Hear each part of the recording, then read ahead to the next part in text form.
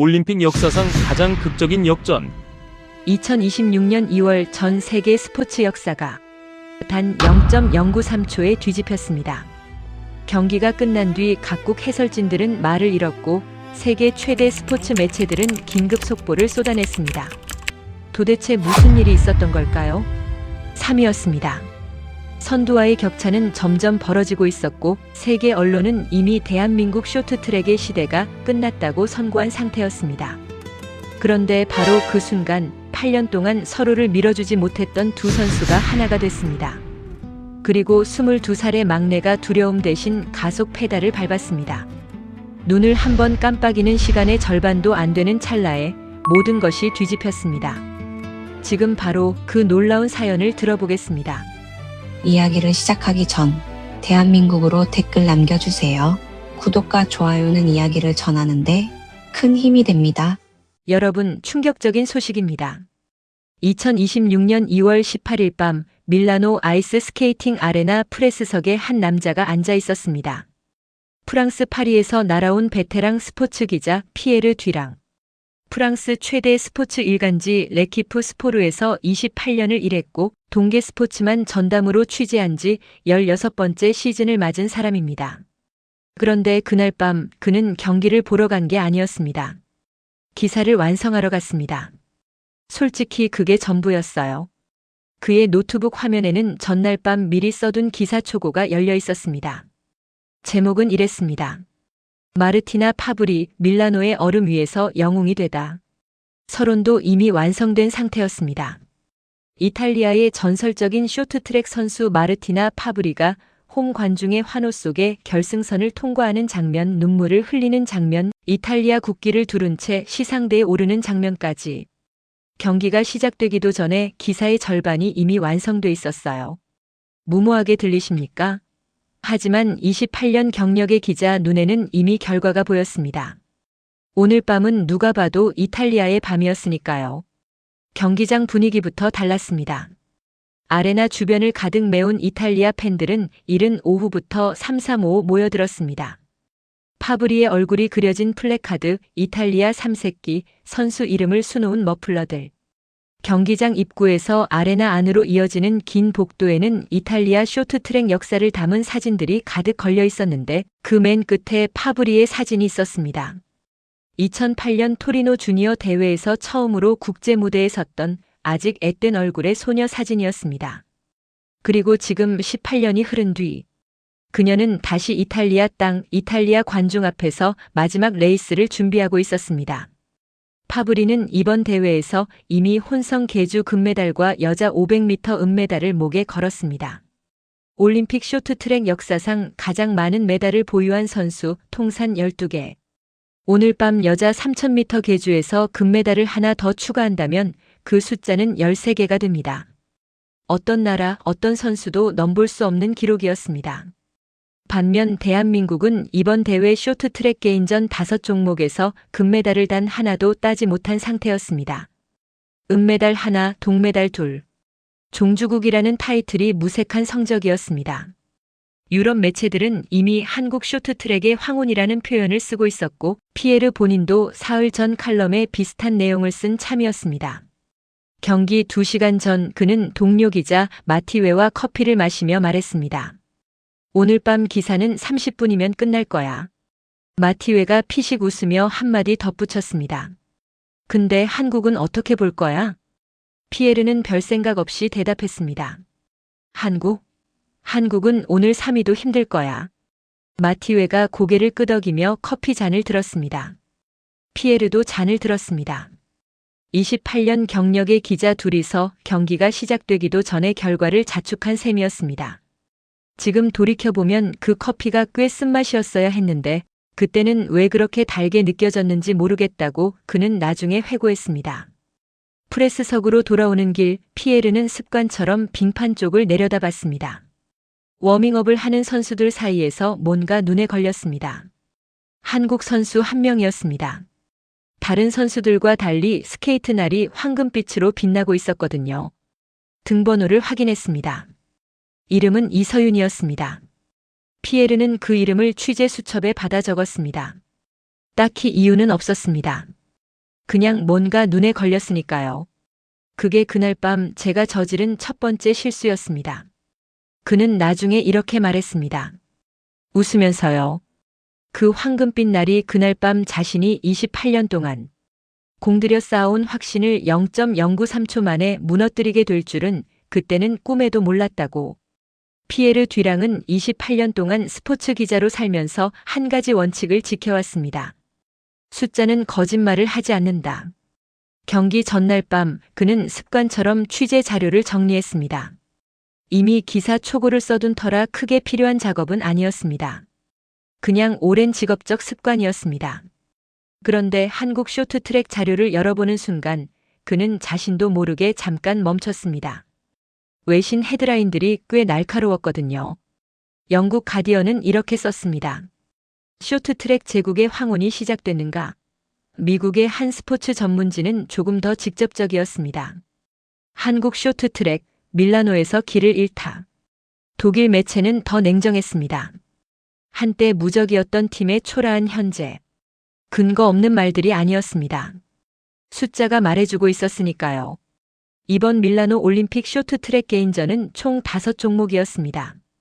여자 500m, 1000m, 1500m, 남자 1000m, 1500m. 대한민국은 그 5종목에서 금메달을 단 하나도 따지 못했습니다. 은메달 하나, 동메달 둘. 반면 네덜란드는 개인전에서만 금메달 4개를 쓸어 담았습니다. 쇼트트랙 종주국이라는 이름 위에 커다란 물음표가 찍히고 있었습니다.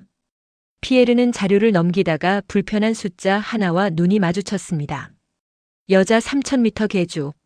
올림픽 정식 종목으로 채택된 이후 총 9번 열렸습니다. 대한민국의 우승 횟수는 6번. 1990년대 초반부터 2000년대 중반까지 4번을 내리 우승했고 그 뒤로도 꾸준히 정상 자리를 지켜온 종목이었습니다. 한 번은 석연찮은 판정으로 실격을 당하지 않았다면 7번이 됐을 수도 있는 기록이기도 했습니다. 피에르는 그 숫자를 잠시 들여다봤습니다. 설마 개인전을 이렇게 망친 팀이 계주에서 저력을 발휘할 리 없다고 생각했습니다. 시대가 바뀌었고 흐름은 이미 유럽 쪽으로 넘어가 있었으니까요. 그러다 또 다른 기사 하나가 눈에 걸렸습니다. 대회 열흘 전쯤 올라온 기사였습니다. 밀라노 아이스 스케이팅 아레나에서 열린 혼성 2000m 계주 준결승 경기 사진이었습니다. 시속 50km로 질주하던 몸이 코너를 돌다 튕겨져 나간 것처럼 안전 펜스 쪽으로 미끄러지는 장면. 그 선수가 바로 전날 빙판에서 그의 눈에 걸렸던 황금빛 스케이트 날의 주인 이서윤이었습니다. 기사를 자세히 읽었습니다. 준결승 막바지에 미국 선수가 넘어지면서 아웃코스를 질주하던 이서윤과 정면으로 충돌했습니다. 균형을 잃은 몸은 얼음 위에 내동댕이 쳐졌고 관성에 의해 펜스 쪽으로 미끄러졌습니다. 한국은 그 사고로 혼성 계주 결승 진출에 실패했습니다. 더 찾아보니 그게 전부가 아니었습니다. 여자 500m에서도 준결선 탈락. 스피드와 몸싸움의 벽 앞에서 번번이 좌절을 맛봤다는 내용이 나왔습니다. 이번 올림픽이 그녀의 생애 첫 올림픽이었습니다. 그런데 거기서 멈추지 않고 계속 읽다 보니 한 줄이 더 나왔습니다. 넘어지고 탈락했던 바로 그 다음 날 이서윤은 같은 경기장에서 여자 1000m 동메달을 따냈습니다. 피에르는 잠시 손을 멈췄습니다. 낙상, 탈락, 부진. 그 모든 것을 겪고도 다음 날 결승 무대에서 메달을 목에 건 22살의 막내. 트라우마가 다리를 붙잡을 수도 있었을 텐데 이 선수는 달랐습니다. 그는 얼음 위에 쓰러진 이서윤의 사진을 한참 들여다봤습니다. 기사 사진이 흐려서 표정은 잘 보이지 않았습니다. 하지만 스케이트 날만큼은 선명하게 보였습니다. 얼음 위를 나뒹굴면서도 황금빛으로 빛나고 있는 그날이 묘하게 마음에 걸렸습니다. 왜 황금빛으로 칠했을까? 아무에게도 말하지 않았을 22살의 다짐이 날 끝에 새겨져 있는 것 같았습니다. 피에르는 수첩을 덮었습니다. 내일 기사는 파브리 이야기니까 이 선수는 자신의 취재 범위가 아니었습니다. 그렇게 생각했습니다. 그때는요. 취재 자료를 정리하다 보면 생각지도 못한 방향으로 흘러가는 경우가 있습니다. 피에르 듀랑은 이서윤을 찾다가 한국 여자 계주팀 전체 이야기로 번졌고 그 이야기를 따라가다 보니 어느새 전혀 예상하지 못했던 곳에 도착해 있었습니다. 두 개의 이름이었습니다.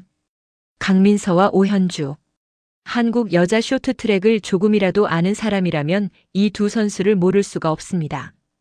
강민서는 이번 대회 한국 선수단 주장이자 3번의 올림픽을 거치며 금메달 3개, 은메달 2개를 목에 건 살아있는 전설이었습니다.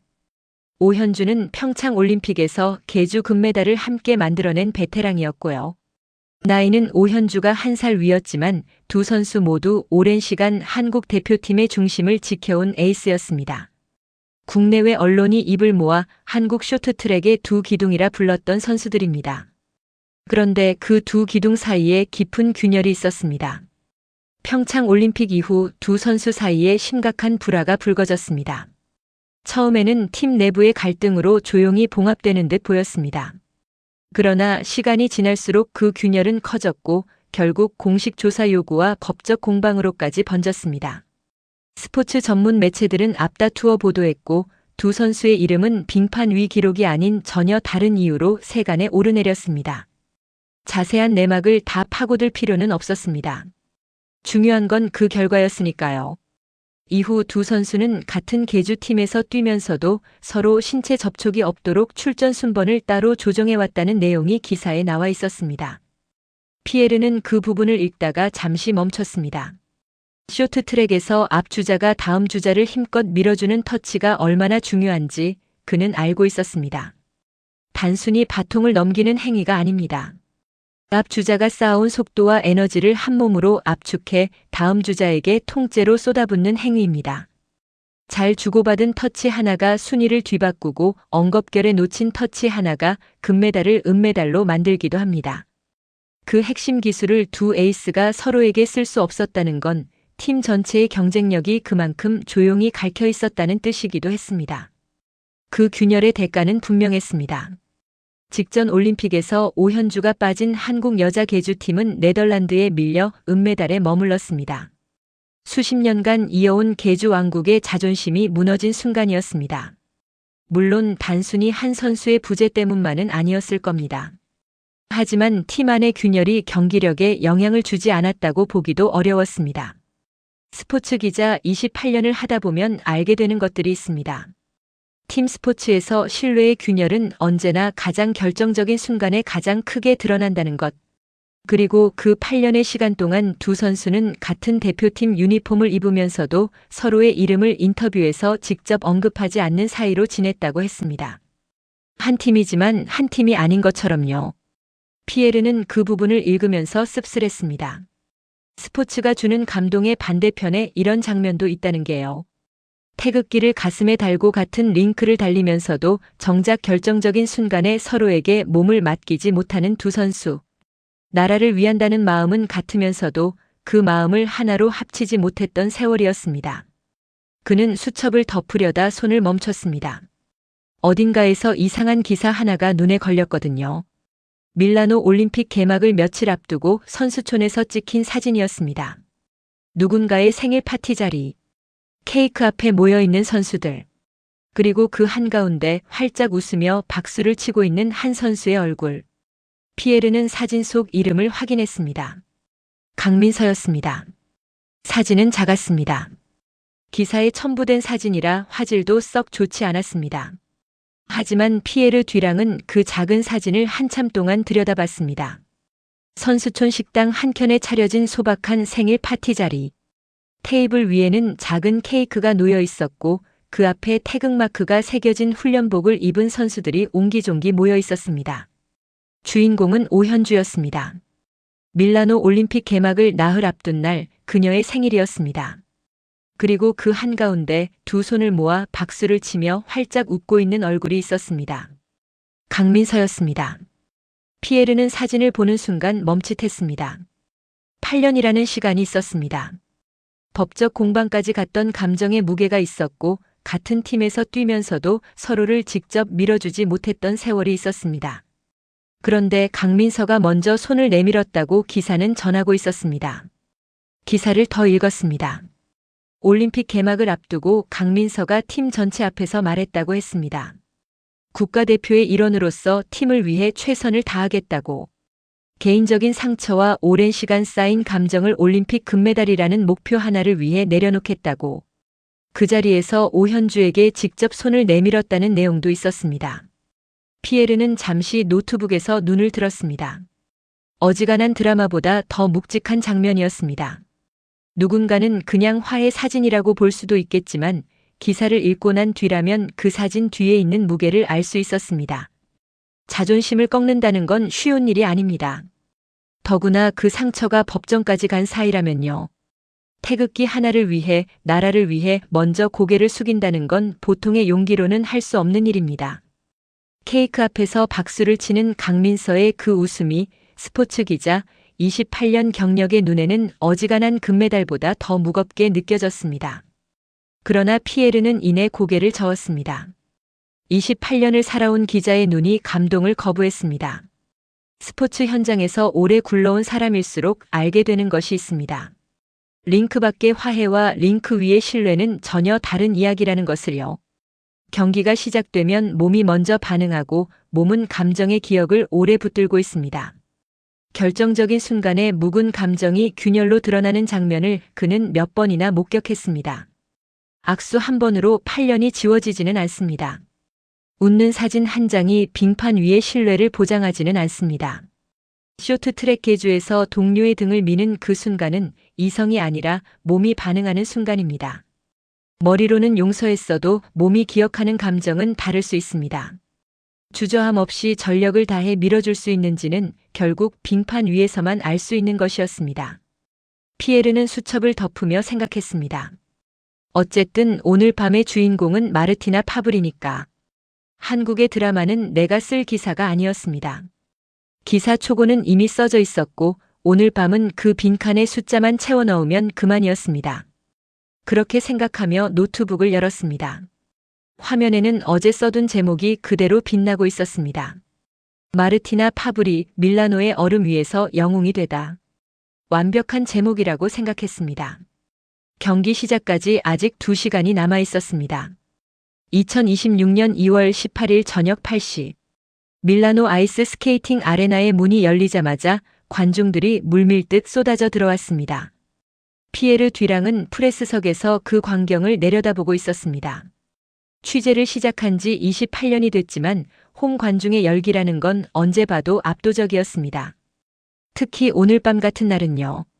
이탈리아 국기 색깔인 초록, 하양, 빨강이 관중석 곳곳을 가득 메웠습니다. 파브리의 이름이 적힌 머플러와 플래카드가 여기저기서 흔들렸고 경기 시작까지 아직 1시간이 남아있는데도 아레나 안은 이미 터질 듯한 함성으로 가득했습니다. 피에르는 자리를 잡고 노트북을 열었습니다. 화면에는 어제 써둔 기사 초고가 그대로 열려 있었습니다. 파브리가 결승선을 통과하는 장면, 눈물을 흘리는 장면, 시상대에 오르는 장면.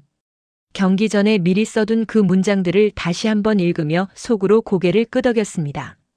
나쁘지 않아. 오늘 밤은 숫자만 채워 넣으면 완성이겠다고 생각했습니다. 경기 시작 30분 전 선수들이 빙판의 모습을 드러냈습니다. 이탈리아 선수들이 등장하자 관중석이 폭발했습니다.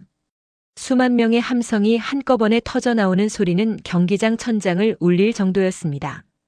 파브리가 손을 들어 관중들에게 응답하자 함성은 더 커졌습니다. 홈 관중의 응원을 등에 업은 선수와 그렇지 않은 선수의 차이가 얼마나 큰지 피에르는 그 순간 새삼 실감했습니다. 캐나다 선수들이 워밍업을 시작했습니다. 이번 시즌 월드 투어 종합 1위를 달리는 팀이었습니다. 네덜란드는 이번 대회 개인전에서만 금메달 4개를 쓸어 담은 에이스가 출전했습니다. 어느 팀 하나 만만한 상대가 없었습니다. 그리고 한국 선수들이 빙판에 나왔습니다. 이탈리아 관중들의 반응은 솔직했습니다. 별다른 환호도 야유도 없었습니다. 그냥 조용했습니다. 이 경기장에서 한국은 철저한 이방인이었습니다. 뜨겁게 응원받는 팀도 아니고 그렇다고 견제받을 만큼 위협적인 팀으로 여겨지지도 않는 것 같았습니다. 개인전 금메달 전무라는 성적표가 관중들의 시선에도 영향을 준 듯 했습니다. 피에르는 한국 선수들을 한 명씩 눈으로 훑었습니다. 1번 주자 강민서는 특유의 무표정한 얼굴로 워밍업을 하고 있었습니다. 3번의 올림픽을 거친 베테랑답게 흔들림이 없었습니다. 주변의 함성도 자신에게 쏟아지는 무관심도 그 어느 것도 그녀의 리듬을 건드리지 못하는 것 같았습니다. 오현주는 조용히 스트레칭을 이어갔습니다. 말이 없었고 표정도 없었습니다. 며칠 전 생일 파티에서 케이크 앞에 함께 섰던 두 사람이 지금은 각자의 세계 안에서 조용히 몸을 풀고 있었습니다. 그리고 마지막으로 눈에 들어온 건 역시 황금빛 스케이트 날이었습니다. 이서윤이었습니다. 며칠 전 이 경기장 같은 얼음 위에서 나뒹굴었던 그 선수가 지금은 아무 일도 없었다는 듯 가볍고 날카롭게 달리고 있었습니다. 표정은 보이지 않았지만 움직임은 달랐습니다. 다른 선수들이 몸을 푸는 동안 이서윤은 마치 이미 경기를 시작한 사람처럼 코너 하나하나를 정확하게 밟고 있었습니다. 피에르는 자신도 모르게 그 움직임을 눈으로 따라갔습니다. 경기 시작 5분 전 아레나의 조명이 낮아졌습니다. 경기장 전광판에 선수 소개 영상이 흘러나왔고 파브리의 얼굴이 화면을 가득 채우자 관중석에서 다시 한번 폭발적인 함성이 터졌습니다. 피에르는 노트북 화면의 기사 초고를 한 번 더 훑어봤습니다. 마르티나 파브리, 밀라노의 얼음 위에서 영웅이 되다. 완벽한 제목이라고 생각했습니다. 총성이 울리기까지 이제 5분이 남아 있었습니다. 그는 결과 숫자를 채워 넣을 준비를 슬슬 해야겠다고 생각하며 커서를 기사 말미에 빈칸 위에 올려놓았습니다. 그 빈칸이 전혀 다른 이야기로 채워지게 될 줄은 그때는 몰랐습니다. 총성이 울렸습니다. 1번 주자 강민서가 출발과 동시에 치고 나갔습니다. 순간적인 가속이 인상적이었습니다.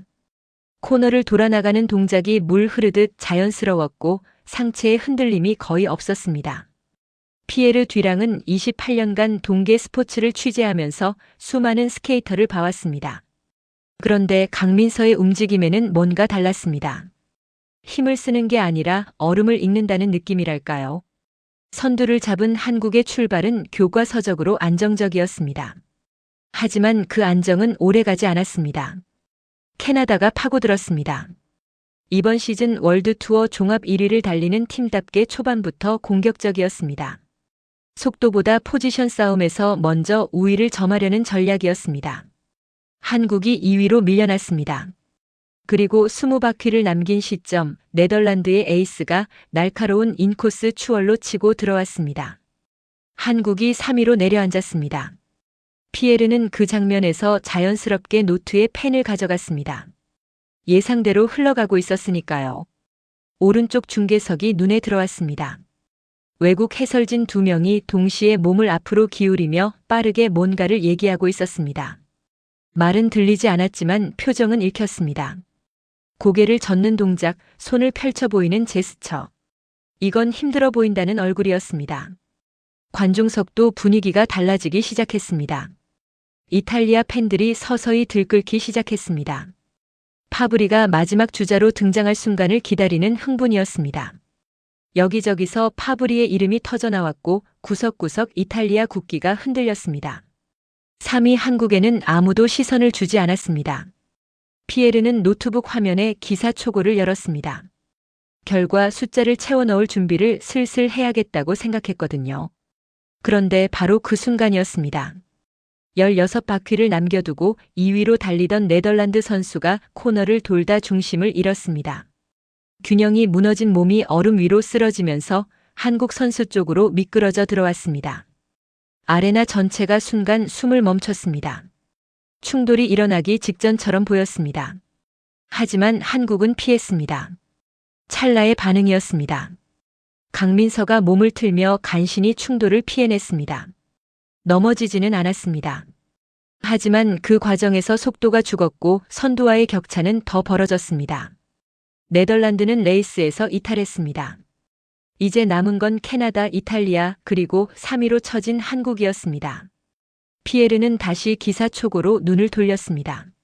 아직 쓰지 않은 마지막 문단에 빈칸이 기다리고 있었습니다. 3위였습니다. 선두와의 격차는 벌어져 있었고 남은 바퀴는 16개였습니다. 흐름은 분명히 캐나다와 이탈리아 쪽에 있었습니다. 캐나다는 시즌 내내 가장 안정적인 팀이었고 이탈리아는 홈 관중 수만 명의 함성을 등에 업고 있었습니다. 그런데 이상한 일이 벌어지기 시작했습니다. 한국이 줄어들고 있었습니다.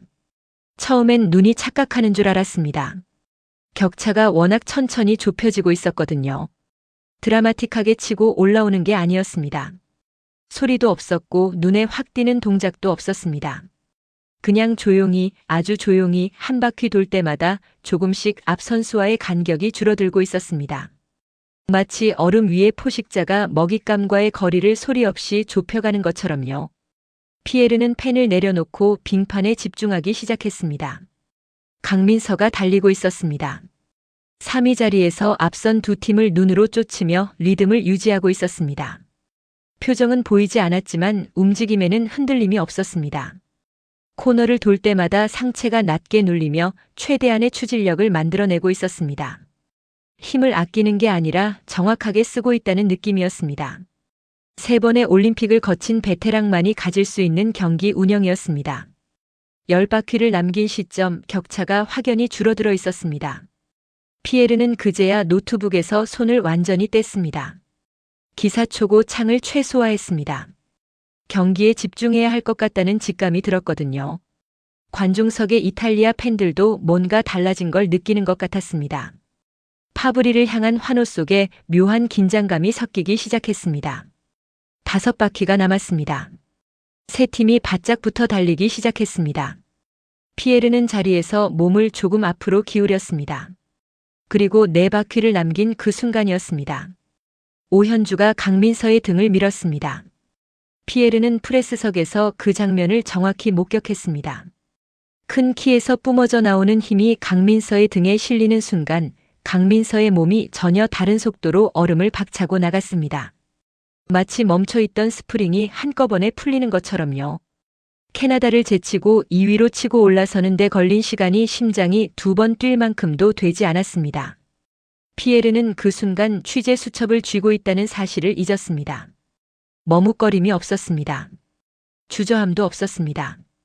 8년이라는 시간이 있었고 법적 공방까지 갔던 감정의 무게가 있었고 같은 팀에서 뛰면서도 서로를 직접 밀어주지 못했던 세월이 있었습니다. 그런데 오현주는 그 모든 것을 내려놓고 자신의 모든 힘을 강민서에게 실었습니다. 태극기 하나를 위해, 금메달 하나를 위해 8년의 무게를 단 한 번의 손끝으로 지워버렸습니다. 링크 밖의 화해가 링크 위의 신뢰로 이어지는 건 불가능하다고 생각했던 피에르의 판단이 틀렸습니다. 두 선수는 말이 아니라 몸으로 8년의 거리를 지워버렸습니다. 이제 2위 한국과 선두 이탈리아. 남은 건 2바퀴였습니다. 마지막 주자 교체가 이루어졌습니다. 강민서가 이서윤의 등을 밀었습니다. 이제 모든 것은 22살 막내의 발에 달렸습니다. 피에르 뒤랑은 프레스석 난간을 두 손으로 잡았습니다. 언제 그랬는지도 몰랐습니다. 앞서 달리는 선수는 마르티나 파브리였습니다. 2008년 토리노 주니어 대회에서 처음 국제 무대에 섰던 그 소녀가 18년이 지난 지금 자국 땅에서 홈 관중의 함성을 등에 업고 달리고 있었습니다. 올림픽 쇼트트랙 역사상 가장 많은 메달을 보유한 선수 통산 12개. 오늘 밤 하나를 더 추가하려는 전설이었습니다. 밀라노 아레나의 함성이 절정에 달했습니다. 수만 명이 동시에 파브리의 이름을 외쳤습니다. 경기장 전체가 진동하는 느낌이었습니다. 이탈리아 국기가 관중석 전체를 뒤덮었고 그 물결 속에서 파브리는 결승선을 향해 질주하고 있었습니다. 이서윤이 달리고 있었습니다. 피에르는 그 순간 며칠 전 봤던 사진들을 연달아 떠올렸습니다. 얼음 위를 나뒹굴던 황금빛 스케이트 날, 500m 준결선에서 탈락하던 장면, 그리고 다음 날 같은 얼음 위에서 다시 일어나 1000m 동메달을 따냈던 그 선수. 낙상이 트라우마가 되지 않았던 22살이었습니다. 처음부터 그 황금빛 날은 그런 의미였을지도 모른다는 생각이 들었습니다. 금메달을 향한 조용한 다짐. 아무에게도 말하지 않았을 22살의 간절함이 날 끝에 새겨져 있었던 거라고요. 지금 그날이 파브리의 뒤를 쫓고 있었습니다. 마지막 바퀴로 접어드는 코너였습니다. 바로 그 코너였습니다. 며칠 전 이서윤이 미국 선수와 충돌해 얼음 위에 나뒹굴었던 바로 그 자리. 피에르는 순간 숨을 참았습니다. 온몸이 굳는 느낌이었습니다. 이 선수가 저 코너에서 또다시 주저한다면, 몸이 그날의 기억을 떠올린다면 그것으로 끝이었습니다. 그런데 황금빛 날이 안쪽으로 파고들었습니다. 인코스였습니다. 파브리가 막으려 했지만 이미 늦었습니다. 이서윤의 몸이 전설의 안쪽을 뚫고 선두로 올라서는 데 걸린 시간은 피에르가 숨을 참고 있던 그 찰나였습니다. 넘어졌던 바로 그 코너에서 두려움 대신 가속 페달을 밟은 22살이 18년 경력의 전설을 0.093초 차이로 제쳤습니다. 수만 명의 함성이 한순간 정적으로 바뀌었습니다. 밀라노 아레나가 얼어붙었습니다. 방금 전까지 파브리의 이름을 외치던 그 입들이 일제히 닫혔습니다. 파브리가 맹렬히 추격했지만 이서윤은 인코스를 끝까지 틀어막았습니다. 며칠 전 얼음에 부딪혔던 그 등이 이제는 전설의 추월을 막아내는 방패가 되어 있었습니다. 4분 4초 14. 이서윤이 결승선을 통과했습니다. 두 팔을 하늘로 치켜들며 포효하는 그 장면과 함께 이탈리아와의 기록차가 전광판에 떴습니다. 0.093초. 눈을 한번 깜빡이는 시간의 절반도 되지 않는 차이였습니다. 피에르는 자리에서 일어나 있었습니다. 언제 일어났는지도 몰랐습니다. 빙판을 향해 몸이 먼저 반응했습니다. 28년 경력의 기자가 취재 수첩도 펜도 내던진 채 그냥 서 있었습니다. 강민서가 달려와 이서윤을 끌어안았습니다. 오현주는 얼굴을 두 손으로 감싸쥐고 오열했습니다. 경기 내내 선두에서 팀을 이끌었던 강민서도 결정적인 밀어주기로 흐름을 바꿨던 오현주도 마지막 두 바퀴에서 전설을 제쳤던 이서윤도 모두 얼음 위에서 울고 있었습니다. 8년의 무게가 한꺼번에 녹아내리는 장면이었습니다. 피에르는 그 장면을 바라보다가 천천히 노트북 뚜껑을 열었습니다. 화면에는 기사 초고가 펼쳐져 있었습니다. 마르티나 파브리, 밀라노의 얼음 위에서 영웅이 되다. 그는 그 문장을 한참 바라보다가 전체 선택 버튼을 눌렀습니다. 화면의 모든 글자가 파란색으로 물들었습니다. 그리고 삭제 버튼을 눌렀습니다. 하얀 화면이 됐습니다. 피에르 뒤랑은 하얀 화면 앞에 한동안 아무것도 쓰지 못했습니다. 28년 동안 기자로 살면서 마감을 못 지킨 적이 없었습니다. 어떤 경기가 끝나도 어떤 결과가 나와도 그는 언제나 30분 안에 기사를 완성했습니다. 그런데 오늘 밤은 달랐습니다. 손가락이 자판 위에서 멈춰 있었습니다. 스마트폰을 꺼내 각국 반응부터 훑기 시작했습니다. 세계 언론은 이미 불이 붙어 있었습니다. 미국의 한 스포츠 매체는 경기가 끝나자마자 속보를 올렸습니다. 대한민국 밀라노를 뒤집다. 황금빛 스케이트 날이 계주 금메달을 낚아채다. 영국 매체도 빠르게 기사를 올렸습니다. 대한민국이 다시 빙상에 군림합니다. 극적인 역전으로 8년 만에 계주 금메달. 두 매체 모두 경기가 끝나자마자 헤드라인을 올렸습니다. 전 세계 스포츠 편집자들이 동시에 같은 판단을 내렸다는 뜻이었습니다. 오늘 밤 이 경기가 단순한 금메달이 아니라는 것을요. 밀라노 현지 일간지도 확인했습니다.